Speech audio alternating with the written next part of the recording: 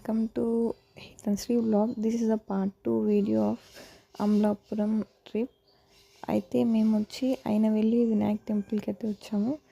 ఇక్కడ పూజలు అయితే చాలా బాగా చేస్తున్నారు.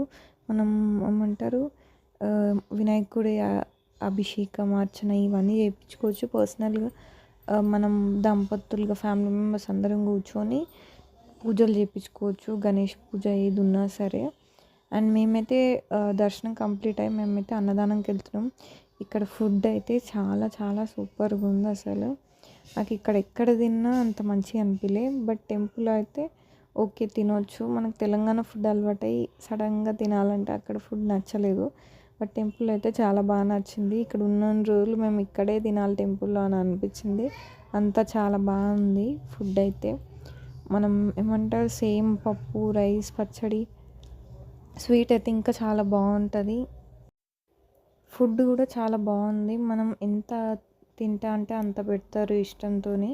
మనం ఎన్ని కడుపు నిండా తినొచ్చు. బయట అయితే ఇక్కడ ఎక్కడ చూసినా కాలువలే, వాటర్ వెళ్ళే కాలువలు. ఇక్కడ బయట అయినవెల్లి టెంపుల్ అనమాట. ఇక్కడ పూజలు కూడా జరుగుతాయి. అంటే కొత్త వెహికల్ ఉంటారు కదా, వాళ్ళు ఇక్కడ బయట పూజలు చేపిస్తారు. అండ్ పంతులు వచ్చి పూజ చేసి నిమ్మకాయలు తొక్కిస్తారు కదా. ఇక్కడ వెహికల్స్ అన్నీ ఇక్కడ ఉన్నాయి, అన్నీ కొత్త వెహికల్సే పూజ చేపించడానికి. అవన్నీ పూజ అయిపోయాక నిమ్మకాయలు తొక్కించి పంపిస్తారు. తర్వాత మేము వెళ్ళి లడ్డు తెచ్చుకున్నాం. మేము లడ్డు అనుకొని వెళ్ళాము. బట్ ఆ లడ్డు ఓపెన్ చేసినాక తెలిసింది ఇక్కడ మనలా లడ్డు ఉండదు ఈ టెంపుల్లో. ఇక్కడ రవ్వ లడ్డు అనమాట. మన దగ్గర బూందీతో చేసిన లడ్డు కదా, ఇక్కడనేమో రవ్వ లడ్డూయే ఫేమస్. అండ్ మేమైతే తర్వాత ఇక్కడ పంట పొలాలు ఇవన్నీ చూడడానికి వచ్చాము. ఇక్కడ ఎక్కడ చూసినా సీనరీ అయితే గ్రీన్ కలర్.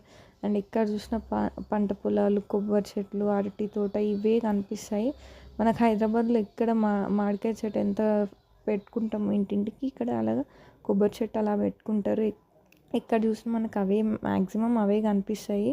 చాలా తక్కువ మనం మామిడికాయ చెట్టు చూడడం, ఏడో ఒక్క దగ్గర ఉంటుంది. బట్ ఎక్కువ మ్యాక్సిమం కొబ్బరి చెట్లు ఇంకా అరటి చెట్లు ఇవే కనపడతాయి. అండ్ కాలువలు కూడా మనకి ఇక్కడ వాటర్ వెళ్ళే కాలువలు ఉంటాయి కదా, అలా ఇంటి ముందు నుంచి కూడా వెళ్తాయి చాలా. అండ్ ఇదైతే మా హస్బెండ్ వాళ్ళ ఫ్రెండ్ ఇంటి బయట అనమాట. ఇది వాళ్ళ మామ పెద్దనాన్న వాళ్ళు. అండ్ మేమైతే ఇక్కడంతా చాలా బాగా అనిపించినాయి. ఇక్కడ ఇల్లులు, వెదర్ కానీ. ఇక్కడ మన కోళ్ళు నాటుకోళ్ళు ఉంటాయి కదా, ఇక్కడ వేరేగా ఉంటాయి డిఫరెంట్, కొంచెం పందెం కోళ్ళ లాగా. తర్వాత మేమైతే ఫంక్షన్ హాల్కి వచ్చాము. మాకు అక్కడ రూమ్స్ ఇచ్చారు. సో మేమైతే హాల్ రెడీ అయిందంటే జస్ట్ చూడడానికి వెళ్ళాము. అండ్ అక్కడ ఇదంతా హాల్ రెడీ అయిపోయింది. అండ్ ఇక్కడ పెళ్లి సెట్ కూడా, పెళ్ళి మొత్తం స్టేజ్ డెకరేషన్ ఇదంతా అయిపోయింది.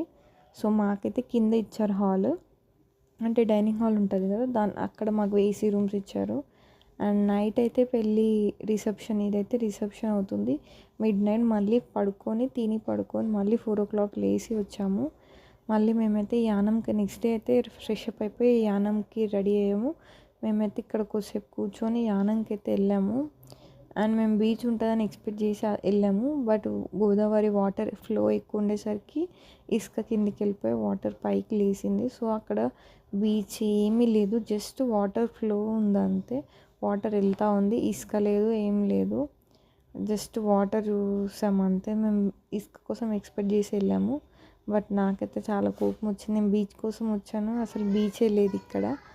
అండ్ ఇవైతే ఇక్కడ ఏముంది యానంలో అని చూస్తే ఏమీ లేదు, జస్ట్ బోటింగ్ కూడా ఉంటుందంట. కానీ బోటింగ్ ఇప్పుడు వాటర్ ఫ్లో ఉన్నందుకు బోటింగ్ కూడా అన్నీ ఆపేశారు. అక్కడ మనం అక్కడక్కడ చూసుకోవచ్చు. చూడండి ఫుల్ ఉన్నాయి అసలు వాటర్.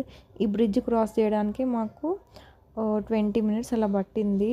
చాలా పెద్ద బ్రిడ్జ్ అనమాట. ఆ కొన నుంచి మేము ఈ కొనకి